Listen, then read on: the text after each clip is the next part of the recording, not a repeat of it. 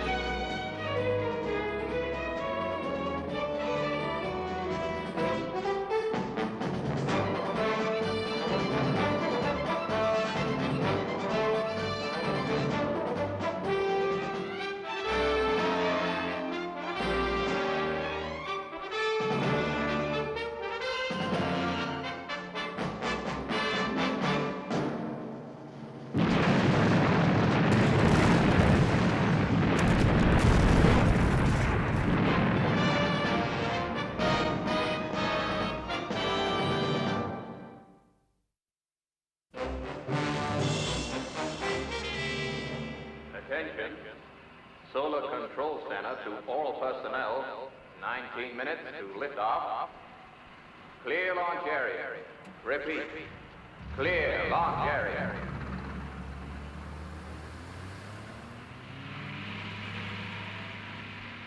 Well, viewers, excitement is mounting in Blockhouse 42 here at Cape Kennedy as the most daring rocket launching of all time counts down.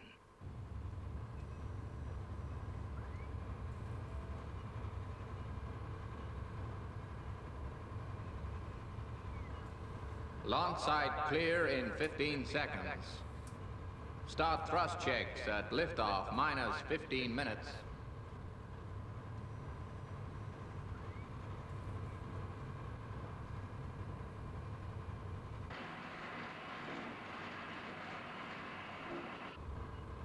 Thrust checks minus 10 seconds. Sounding amber alert. Thrust checks minus 5, 4, 3, 2, 1. Ignition. Ignition go.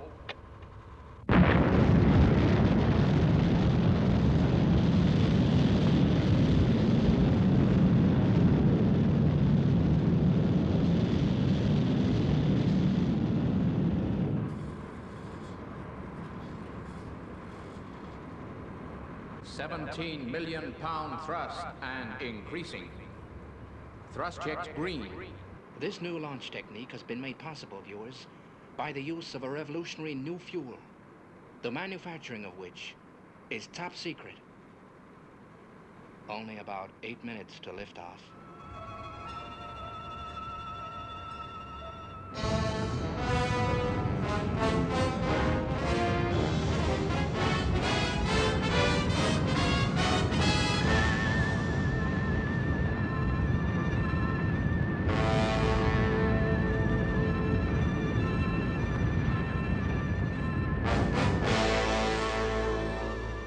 £20 million thrust and steady. Gantry retraction green.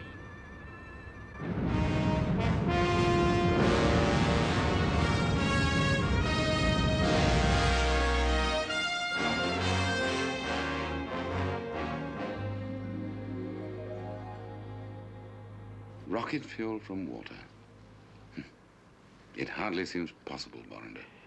If anyone could hear you, and I'm glad they can't, they would think that you had nothing to do with this new process. My dear Professor, you would have succeeded without me. Sir Jeremy, I had been working on this project for 10 years without success before you joined me. Remember?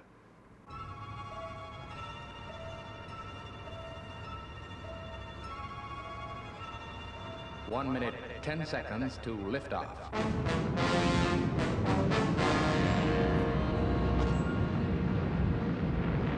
60 seconds to liftoff. Stand by to release fuel injectors. Only a few moments remain, viewers, before we see the liftoff of Sun Probe, so named because its enormous power would enable it to fly into the sun on full power. History is indeed in the making here at Cape Kennedy. Good luck, old man. This is it, Sir Jeremy. This is it. Stand by, solar module. 13 seconds. Commencing final countdown. 10, 9, 8, 7, 6, 5, 4, 3, 2, 1. Full power. Liftoff.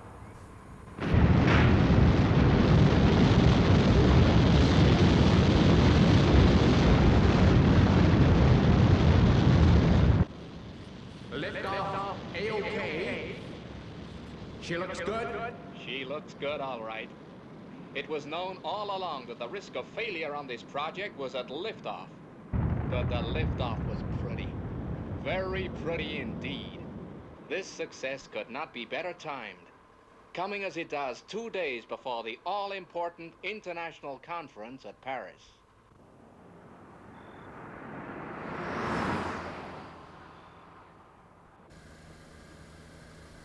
Paris is now 20 kilometers away, milady. Where do you desire to go when we get there? The Café Etalon, Parker. I'm meeting Sir Jeremy Hodge there at midnight. He seems to be in some kind of trouble. Sir Jeremy Hodge? Isn't he the scientific gentleman who helped to form our organization? Yes, Parker. He helped Brains to get certain components of the Thunderbird machines manufactured secretly in Europe. So he's one of us then, milady? Yes, Parker. He's one of us.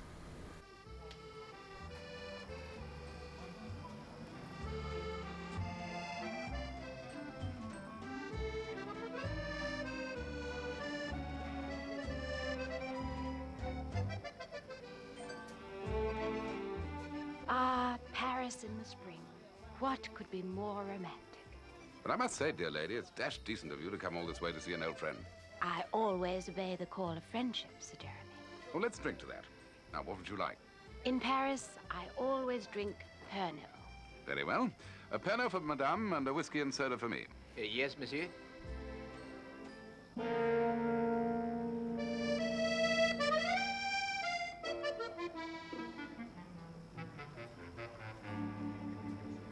But come now, you didn't bring me all this way for nothing. Why the air of mystery? Why this midnight rendezvous? Is it safe to talk? Did anyone see you come here? No one. Apart from Parker, nobody knows I'm in Paris. Good. What I'm going to disclose is for your ears only. You know of my old friend, Professor Borrender. You mean your colleague at International Research Laboratories? 2 nights ago, after the international conference here in Paris, I saw him off by train to Thunderbird. When the train reached its destination, he simply was not on it. Careful.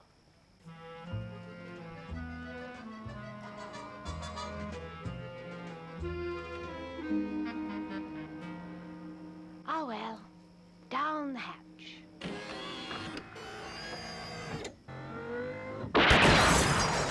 Gee, Beg pardon, milady, but the drink was drugged. Oh, I am so sorry, madame. I had no idea. The gentleman asked me for a light, and he must have put something in your glass when my eyes were blinded by the flame. Oh, dear, how tiresome. It looks such a pretty Perno, too. Any sign of him? not a dashed thing, Penelope. I'm afraid he gave us the slip, milady. It looks as if he's left something behind.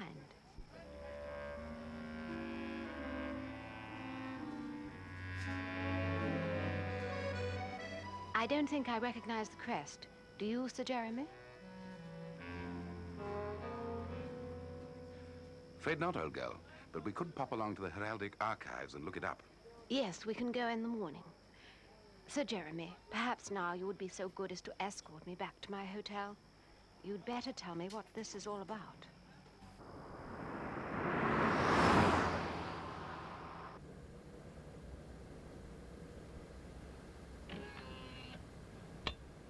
First of all, you are certain that Professor Borrender traveled on that train? Absolutely. I saw him off at the station myself, but the attendant on the train swears that I'm mistaken and that no one of that name traveled. Can you think of any reason why the professor should disappear like this? One excellent reason. For the past year, he and I have been engaged on experiments with seawater. But Professor Borrender and I have just perfected a method of converting seawater into fuel. But to convert water into fuel is a very delicate process and can be performed only with the facilities that the professor and I have devised. In the wrong hands, this process could contaminate the oceans of the world. And the consequences to mankind could be pretty terrifying. Now I understand your precautions. I don't think you do. Not completely. You'll remember the launch last week of the new Sun probe rocket. Don't tell me that rocket was launched on your new fuel. It was indeed. So apart from the dangers I've mentioned, it's possible that the discovery could upset the balance of power and start a world war. International Rescue owes you a great debt, Sir Jeremy. We are at your service. What would you like us to do? You must help me find the professor, dear lady. Of course, and we've got to work fast. We're up against men who will stop at nothing. I shall require information about Professor Borrender and the recent conference at Paris.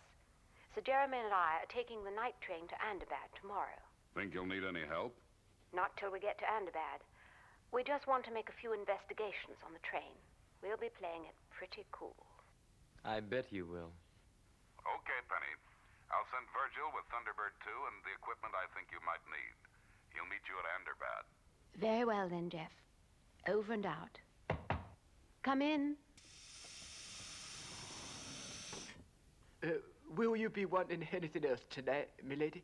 Have you made the reservations on the night train to Ahmedabad? Yes, milady. I have secured adjoining Pullman compartments for yourself and Sir Jeremy. Excellent. Good night, then, milady. Oh, Parker. Yes, milady. That was good shooting tonight, Parker. Thank you. Good night, milady.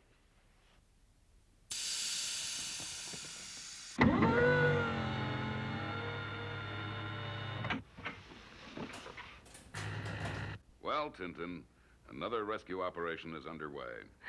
I'm sure the boys are sorry they're not joining Penelope in Paris. And I can't blame them. Oh, there'll be time enough for sightseeing later. Right now, they're needed at Ahmedabad to make investigations at that end.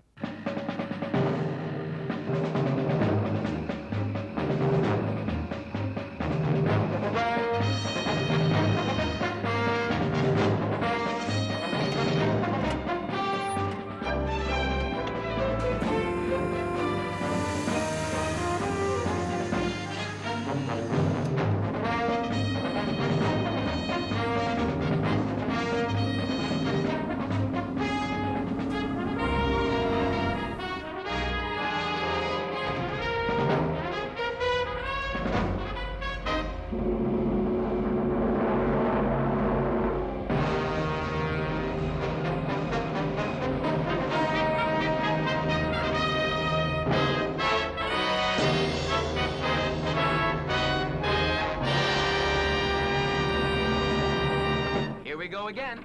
Yep. Good luck then, boys. Keep in touch at all times.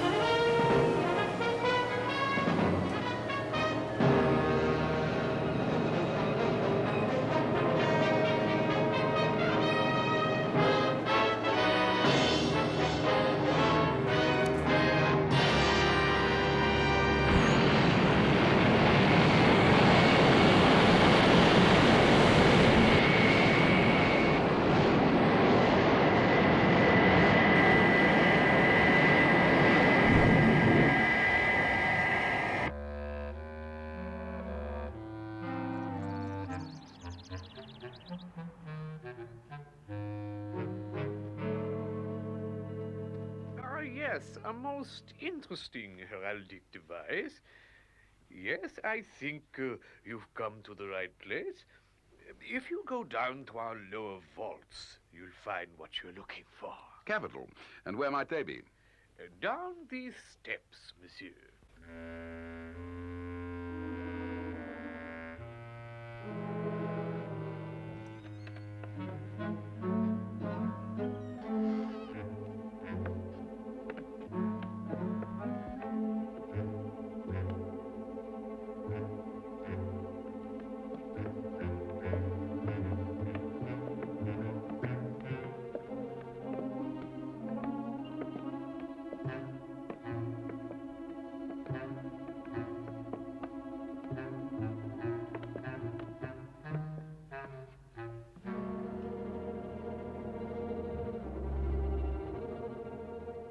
Where do we start, then?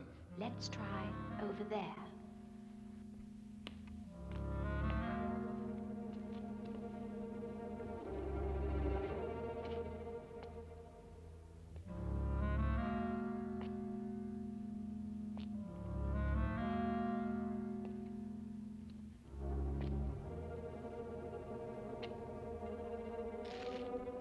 I say, it looks as if someone's been here recently.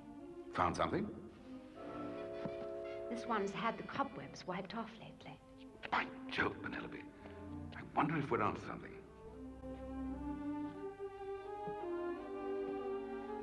Look, these crests are remarkably similar. Right. Turn the page, and we should find what we're looking for. It looks, Sir Jeremy, as if someone was expecting us. Not very friendly, what? Hush. Listen.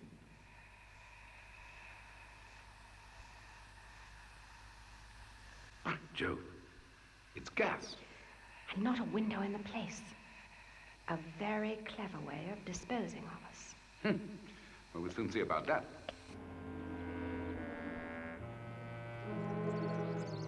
Here, you out there. Are you listening? Open this door. Do you hear? Open this door at once. I thought that librarian was a phony. Of course. He must be the stranger at the cafe who tried to poison me. He must have remembered leaving the matchbook behind. By Jove, the gas is simply pouring into the room. Never mind, Sir Jeremy.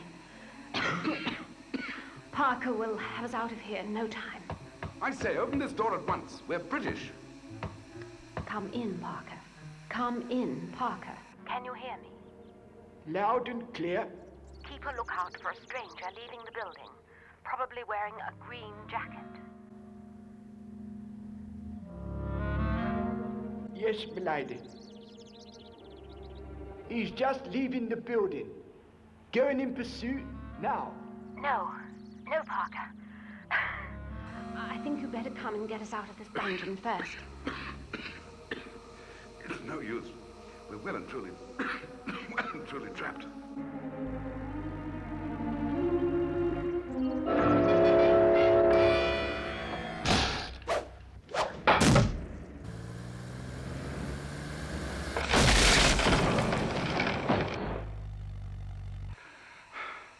Just in time. Are you all right, Penelope?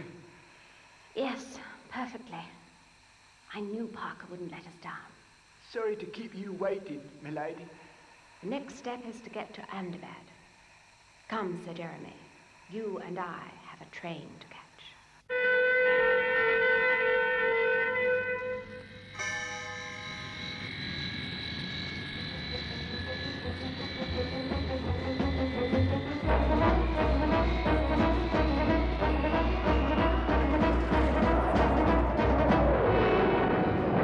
I have told you before, and I am telling you again, monsieur. I had no Professor Brenda on this train. Well, I'm telling you, young fellow, that you had, because I saw him off at the station. Come now. Perhaps you were mistaken. No, not mistaken. Excuse me, please. I must go. Perhaps, after all, I'm the one who's mistaken. Perhaps I imagined the whole thing. Nonsense. That attendant is clearly hiding something. Well, come now, Sir Jeremy. It's cocktail time. No one's going to deprive me of my Pernod this time.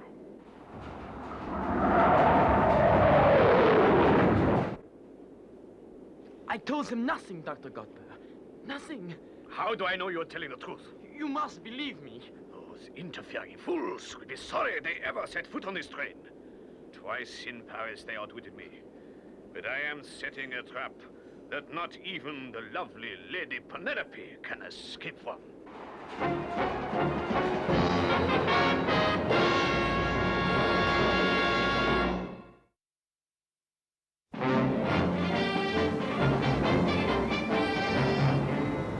Okay, Father, will do. And when you get to Anderbad, make a landing on hill GF/0. From there, you ought to get a good view of Penelope's train as it emerges from the Anderbad tunnel. Say, that's some length of tunnel. Yeah, must be pretty lonely inside that mountain. Any more news from Penelope? No, I expect she's just sitting back enjoying the trip.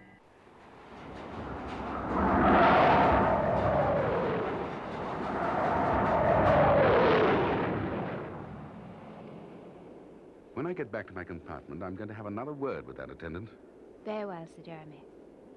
But now, let's forget the whole thing for a moment and drink our coffee. I say. What's this? Beware, you are dealing with desperate men.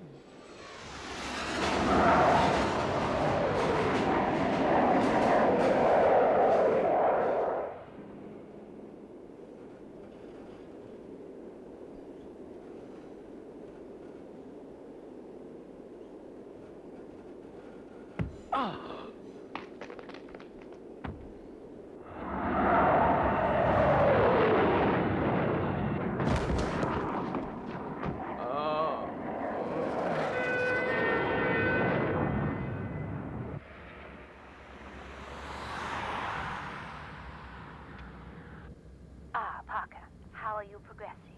Oh, very well, milady. I'm keeping well up the schedule. In fact, I saw your train from the summit of the highway 10 minutes ago. We've interviewed Professor Borender's attendant, but he's too frightened to tell us anything. Anyway, he's disappeared since dinner. Well, I shall be retiring for the night now, Parker. Very good, milady. I trust you have everything you require. Well, I must admit, I miss my usual cup of cocoa. I did anticipate that, milady. So I slipped an hot flask of your favorite brand in the foot of your hat box. Thank you, Parker. Good night, then. Good night, milady.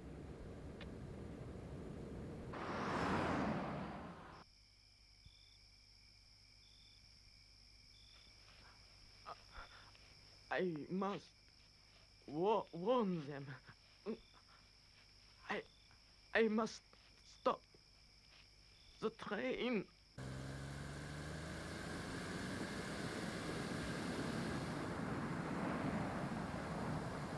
Got to stop the train.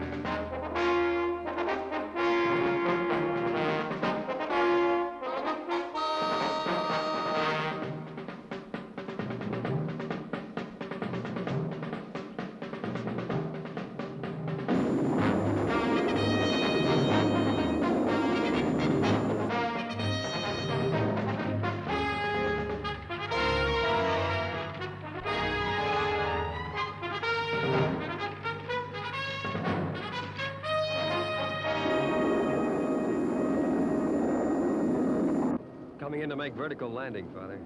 Welcome home, son. Sorry not to have a big reception party to meet you after your leave. We've got a major rescue operation in hand. Okay, Father, I understand. I hope I'll be able to help, too.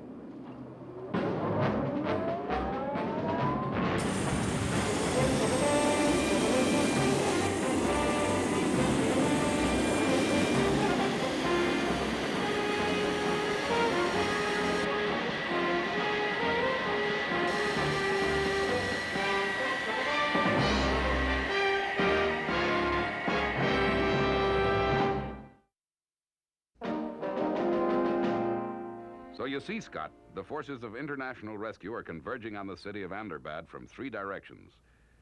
Virgil is going to land on this elevation here, and will rendezvous with Parker, who's coming down the highway Q44 from this direction. Then Penelope's train will come into Anderbad Junction through the Anderbad Tunnel here. Well, when does Virgil reckon he'll get there? Well, I'm expecting him to radio in at any moment to tell me just that. It all looks pretty well organized to me. But I'm sure sorry this had to happen while I was away on vacation. Don't worry, son. Gordon needed a change from underwater rescues anyway. Go ahead, Virgil. How's it going? All according to plan, Father. We should be arriving at Anderbad 1 hour after dawn, taking up position on hill GF0. Parker tells me that Penelope is settled down for the night, and he's now proceeding to Anderbad ahead of the train. He expects to arrive soon after we do, and will later pick up Penelope at the station. Good. Well, I don't think much else can happen before that train gets into Anderbad.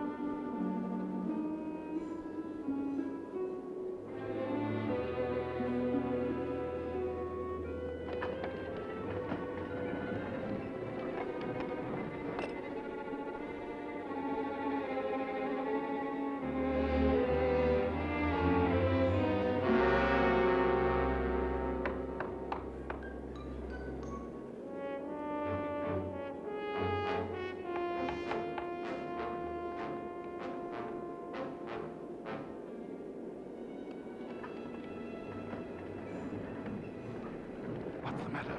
Someone's been listening at my door. Come along quietly so as not to waken the other passengers.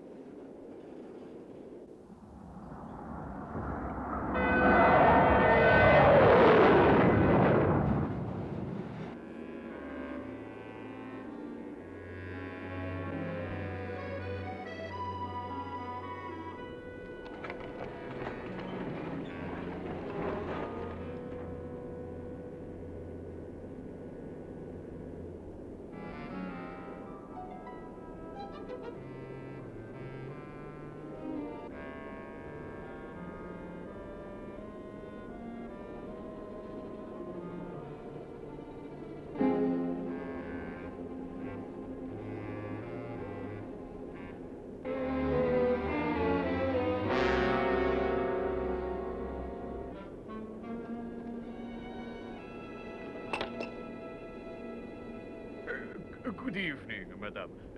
Can I help you? Well, we are looking for our attendant. We haven't seen him since dinner. I am your new attendant, madame. I shall be taking care of you for the second half of the journey. Then what did you want with my suitcase? I was merely ascertaining which passengers would be getting off at Anderbad. Alfred was very careless. He forgot to leave me a passenger list. Well, madame, monsieur, if there are no more questions, I shall bid you good night. Now, where have I heard that voice before? Wait.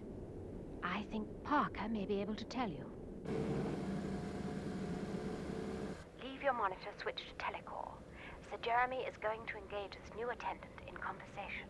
I want you to tell me if this is the man you saw leading the archives in Paris. Very good, milady. You rang, monsieur? Yes, that's right. I'd like to order my breakfast for the morning.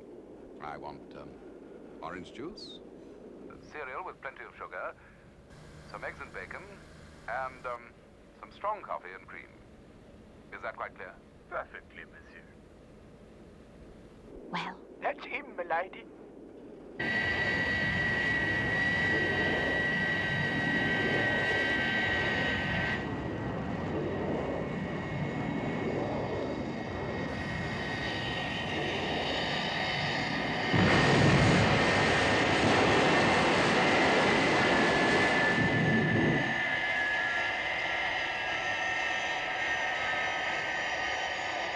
Hey, Father was right. We got a great view of the railroad.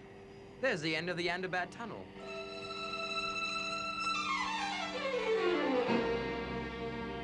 Yep, that's where Penelope's train will be coming from.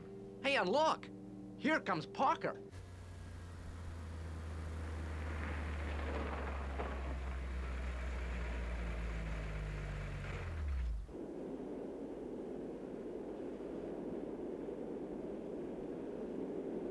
Nearly at Thunderbird.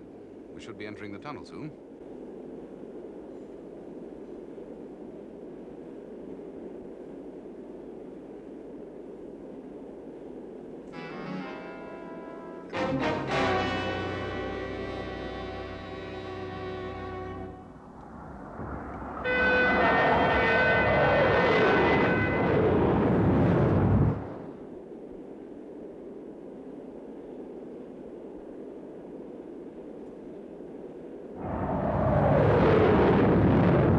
Yep, that's right, Parker.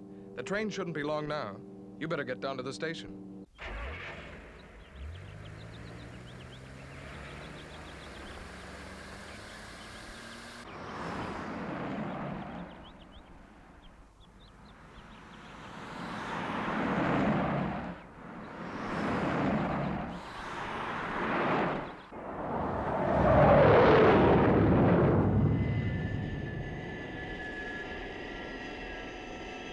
something's happening.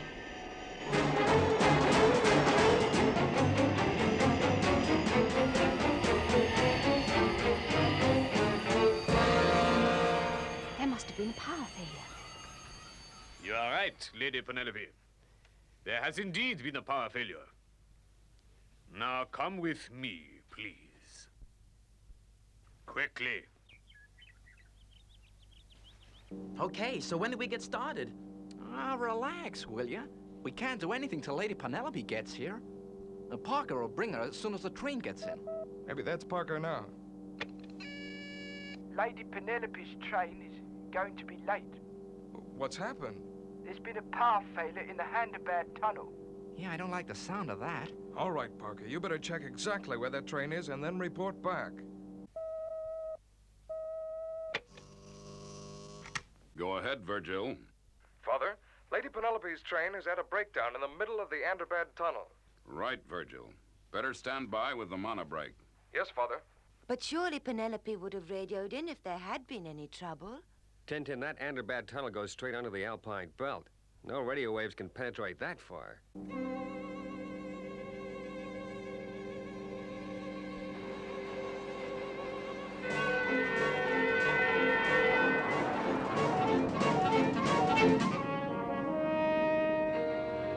Father, the train is now coming to Thunderbird, and Parker has confirmed that Lady Penelope and Sir Jeremy are not on it.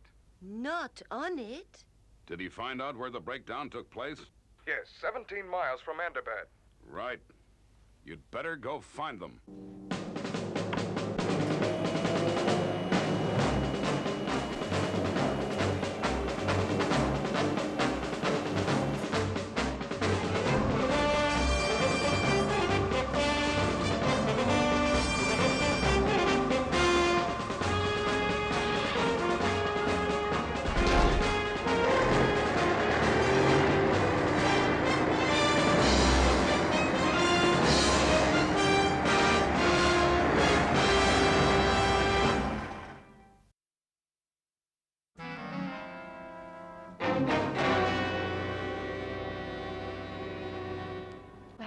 now that you've got us here, what do you intend to do with us? First of all, welcome to my little subterranean headquarters. From here, I can control all the traffic in the Thunderbird tunnel. My colleague has only to switch off the current, and the transcontinental rocket is thrown out of action. A useful little trick, but a dangerous one if used too often. I suppose this is how you kidnapped Professor Borrender, too. Precisely. When I saw that you suspected me, I was greatly tempted to hurl you both from the train as I disposed of that stupid attendant, Alfred. But you will be much more useful to me here.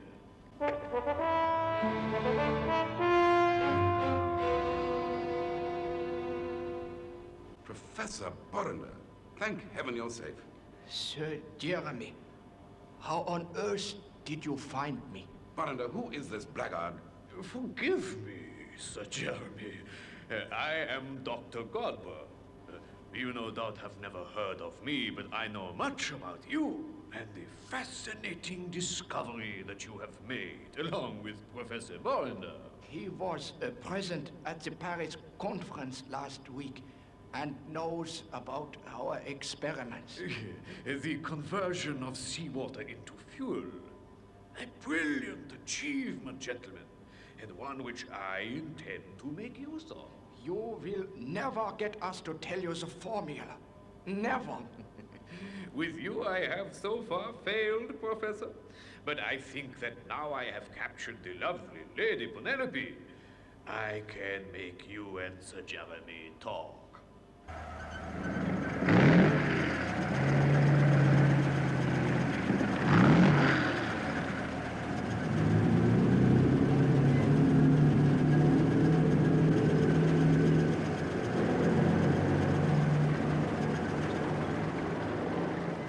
How far do we have to go into this tunnel?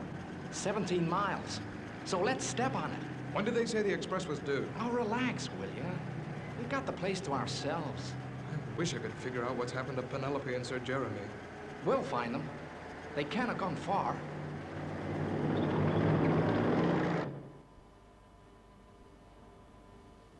Now, gentlemen, you see that I really mean business.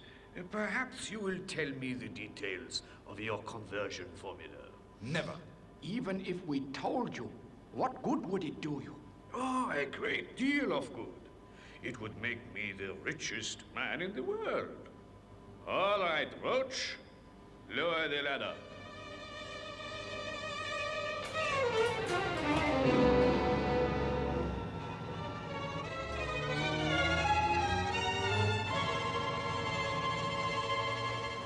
You barbaric fiend! Now, all we have to do is wait for the express to pass. I think it should be entering the tunnel in about 9 minutes.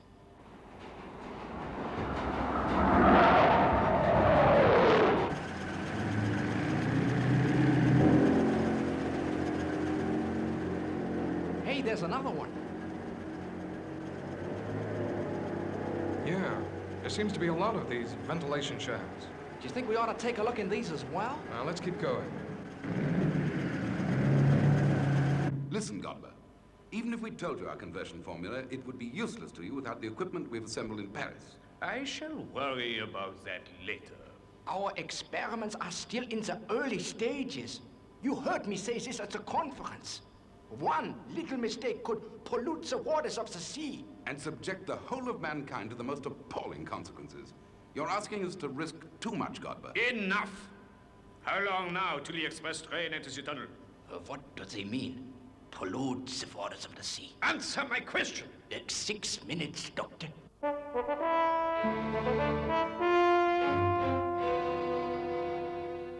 Hello, Father?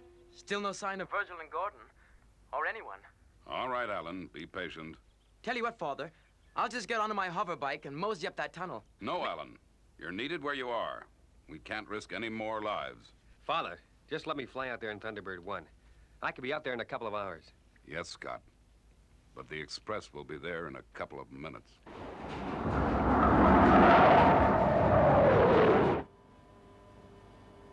Express train. Approaching tunnel now.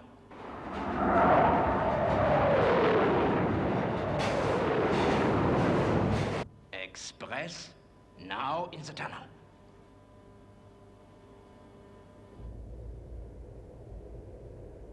Look here, Godber, you must stop this train. Cut the power and we'll talk the whole thing over. Certainly, Sir Jeremy. You have only to tell me your formula, and I shall willingly cut the power.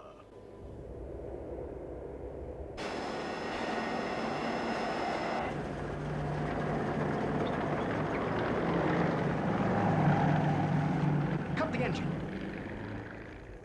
Can you hear anything? It must be the express. It's funny how the echo brings it nearer. How far have we come? Over 16 miles. They must be around here somewhere. I wonder how far away that is. I wonder how far away that is. Right. Let's see what's round that bend.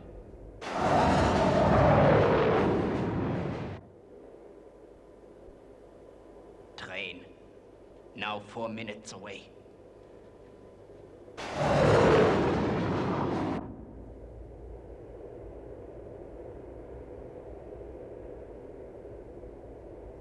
Soon I shall have to turn out the lights so that no one sees us from the train.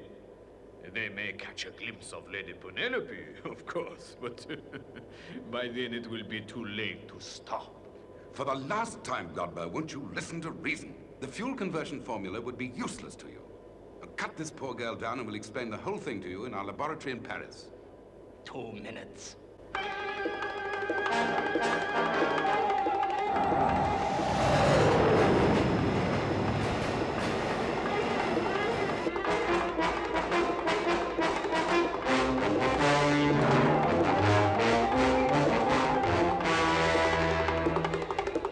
Godber, we implore you, spare this young girl.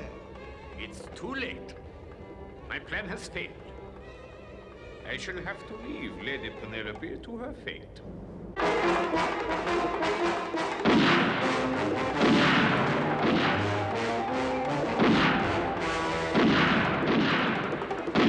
Get down.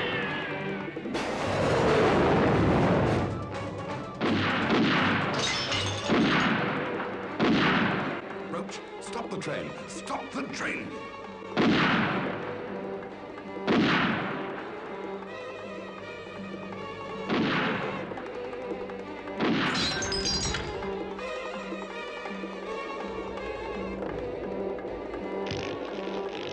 That means we can't stop the train.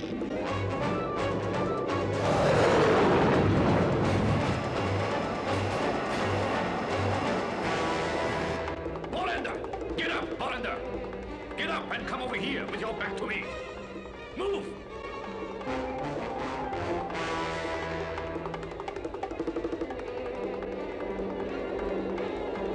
Okay. I'll give you 10 seconds to throw your gun down and come out with your hands up.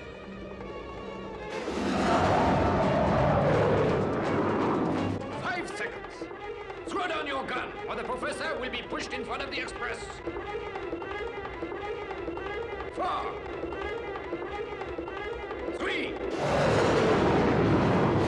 2.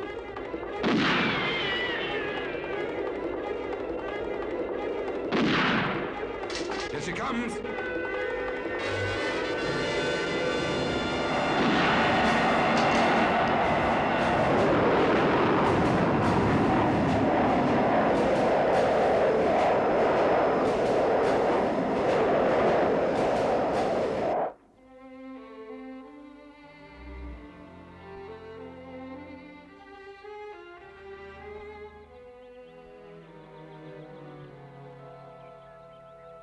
Still nothing, Father. Nothing has come out of that tunnel since the express. 20 minutes ago. Looks like something went wrong. What can have gone wrong? Give them 5 more minutes, Alan, then you'd better... Hold it!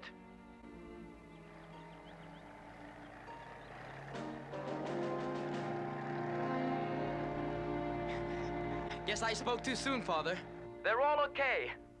Looks like another rescue operation is successfully completed.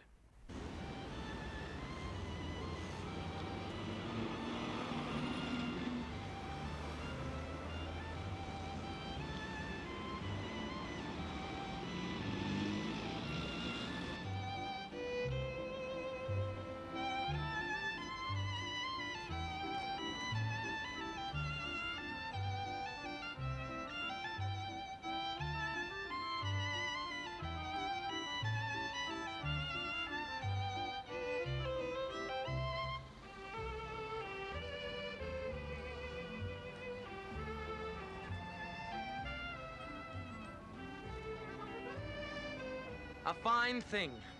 My first night in Paris ever. And I get serenaded with gypsy music. Now that will do, Alan. You just drink up your coke. I don't get it. As soon as we get back to Paris, all the other fellas push off to the Follies. Why not me? Because you're too young. Now, cheer up. Parker will be along in a minute to take us to the best nightclub in town. Oh, great. I love dancing with Parker. He does a very interesting rumba, they tell me. Ah, here is Parker now.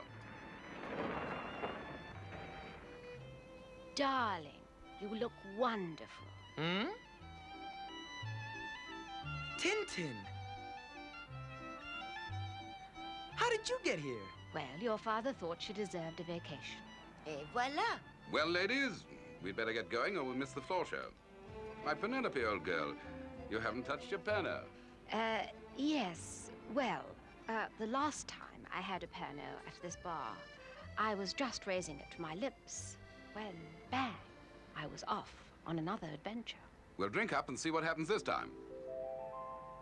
By Jove!